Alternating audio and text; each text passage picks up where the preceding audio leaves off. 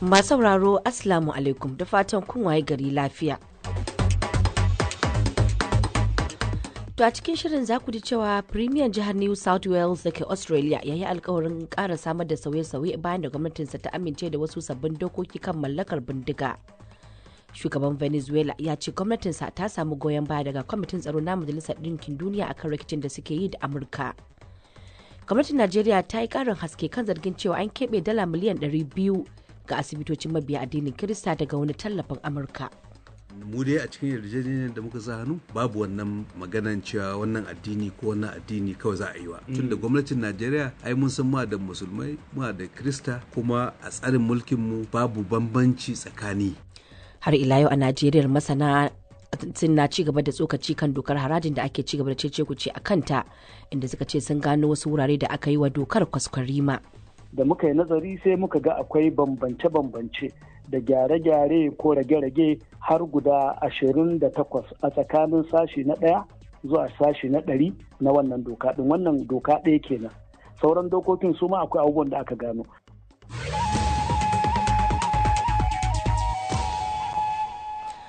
To muna ɗauke da rahoto na musamman akan yadda mabiya addinin Kirista ke shirye-shiryen gudanar da bikin Kirsimeti na bana. To amma kafin nan sai na karanto labaran duniya. Sunana Aisha Sharif Baffa. Premier jihar New South Wales da ke Australia ya yi alkawarin ƙara samar da sauye-sauye bayan da gwamnatinsa ta amince da wasu sabbin dokoki kan mallakar bindiga. Chris Minns ya ce gwamnatin ta ɗauki matakin ne bayan harin da aka kai wa Yahudawa a wajen wani biki a gabar tekun Bondi, inda har mutum 15 suka rasa ransu. Ƙarƙashin sabuwar dokar mutum zai iya mallakar bindiga har guda 4. Manoma kuma za su iya mallakar bindiga sama da 10. Sannan ƙara wa 'yan sanda ƙarfin ikon hana zanga-zanga. The state government here says these new laws are Wakilin BBC kenan ke cewa gwamnatin jihar ta ce wannan sabbin dokoki na mallakar bindiga su ne mafi tsauri da aka taɓa yi a Australia, inda aka takaita wa mutane bindigogin da za su iya mallaka. Tuni dai masu suka suka ce za su kalubalanci matakin hana zanga-zangar. Ma'aikatar harkokin wajen Amurka ta ce za ta hana visa ga wasu 'yan kasashen Turai 5, inda take zargin su da jagorantar wani aiki na sa ido ga ayyukan wasu Amurkawa a intanet. Sakataren harkokin wajen Amurka Marco Rubio ya bayyana ayyukan mutanen a matsayin wani mummunan aiki na sanya idanu. Mutanen sun hada da wani kwamishina na hukumar tarayyar Turai Thierry Breton, wanda ya taimaka wajen tsara sharuɗan kafofin sada zumunta. An yi amfani da sabbin sharuɗan a farkon watan nan, inda har aka ci tare kamfanin X na Elon Musk. Shugaban Venezuela Nicolas Maduro ya ce gwamnatinsa ta samu goyon baya daga kwamitin tsaro na Majalisar Ɗinkin Duniya akan rikicin da suke yi da Amurka. Mr. Maduro ya bayyana hakan ne bayan wani taron gaggawa da kwamitin ya kira domin tattaunawa akan tankokin man Venezuela da Amurka ta kwace. Mr. Maduro kenan ke cewa idan kuka kalli wannan fashin tekun, kwamitin tsaro na Majalisar Ɗinkin Duniya ya yi Allah wadai da shi, inda har muka samu goyon baya daga kwamitin. Rasha da China sun zargi Amurka da aikata cin zali da kuma rura wutar rikicin. Amurka dai na zargin Mr. Maduro da jagorantar kungiyar mutanen da ke safarar kwayoyi. To labaran duniyar na zuwa muku ne daga nan sashen Hausa na BBC. An sake kira ga gwamnatin shugaba Trump akan ta hanzarta sakin tsaffin bayanai da ke da alaka da mutumin nan da aka samu da laifukan lalata da kananan yara Jeffrey Epstein. Bayanan da aka wallafa na sakonnin email a baya-bayan nan sun yi zargin cewa Donald Trump ya yi tafiye-tafiye a jirgin Epstein. Wani dan jam'iyyar Democrats ya ce bayanan sun bayar da mamaki sosai saboda sun sa shugaban duk bai ji daɗin abin da ya faru ba. Mr. Trump dai ya sha nana ta aikata ba daidai ba a game da badakalar Epstein. Sashen shari'a na kasar ya ce zai ci gaba da samar da bayanan da ake bukata a game da batun na Epstein. Mahukunta a Rasha sun ce 'yan sanda 2 sun samu rauni bayan rahoton numfashewar abubuwan da aka samu a kudancin Moscow. Wata sanarwa da mahukuntan suka fitar kan fashewar abubuwan sun ce an fara bincike a kan lamarin. Wasu kafafen yada labaran kasar sun ce bam ne ya tashi a wata mota, lamarin da ya sanadin mutuwar wani babban janar din Rasha a ranar Litinin din da ta wuce. To ƙarshen labaran duniyar kenan daga nan sashen Hausa na BBC.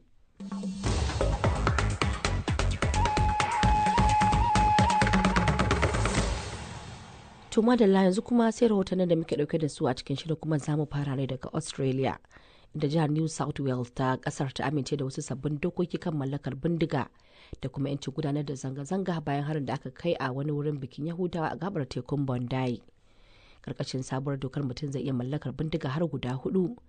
manoma kuma za su iya mallakar sama da bindiga 10, sannan karawa 'yan sanda karfin ikon hana zanga-zanga.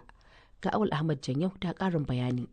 'Yan majalisa daga New South Wales, jiha mafi yawan al'umma a ƙasar Australia, sun amince da sabbin dokokin da suka takaita yawan bindigar da mutum zai mallaka ne a yau Laraba, tare da ƙara mahukunta ƙarfin iko kan hana zanga-zanga bayan harin da aka kai kan Yahudawa a Bondi, inda aka kashe mutum 15, harin da gwamnatin Australia ta bayyana na ta'addanci da ƙyamar Yahudawa.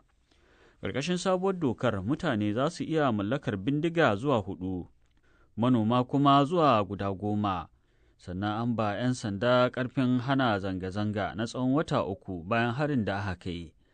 Sai dai masu fafutuka da kare haƙƙin ɗan adam sun ce dokar ta saba kundin tsarin mulkin Australia. Wasu ƙungiyoyi sun ce za su ƙalubalanci dokar hana zanga-zangar a kotu, cikinsu har da wata ƙungiya mai nuna goyon baya ga Falasɗinawa. A gaida Awal Ahmad Janyau da rahoton da ya haɗa mana. To yanzu kuma sai Najeriya, inda gwamnatin kasar ta musanta cewa akwai tanadin keɓewa asibitocin mabiya addinin Kirista dala miliyan 200 a wata yarjejeniyar kiwon lafiya ta dala biliyan 5 da miliyan 100 da ta kulla da gwamnatin Amurka. A farkon makon nan ne dai gwamnatin Amurka ta sanar da kulla yarjejeniyar, wadda a ƙarƙashin ta Amurka za ta samu da dala biliyan 2, da a cikinta ta ce za a bawa asibitocin mabiya addinin Kirista dala miliyan 200. To sai da hirarsu da Haruna Shehu Tangaza, ministan lafiya na Najeriya Farfesa Muhammad Alfate ya ce ba haka batun yake ba, inda ya fara da masa ƙarin bayani kan yarjejeniyar ita kanta. An kusa shekara 20 a kowane shekara gwamnatin Amurka tana ba da tallafinta ƙasashe daban-daban na Afirka da wasu ƙasashen har da kuma gwamnatin Najeriya. Wannan tallafi da take bayarwa da takan ba da shi ne ta hannun wasu daban, ba ta hannun gwamnatin kasan ba. Kuma Najeriya ta amfana da wannan kuɗaɗe dala biliyoyi a wannan shekara 20 da suka gabata. A cikin shekara ta 2025 a watan Januwari, sabuwar gwamnatin Amurka sai ta canja tsarinta, ta ce ta daina ba da tallafi wa kasashe. A wannan lokaci, in za a tuna, gwamnatin Najeriya ƙarshen shugaban ƙasa Bola Ahmed Tinubu muka ce to musu mun gode da abin da suka yi da, amma mu kuma za mu ɗauki nauyin abin da yake gabanmu na kulawa da al'ummarmu.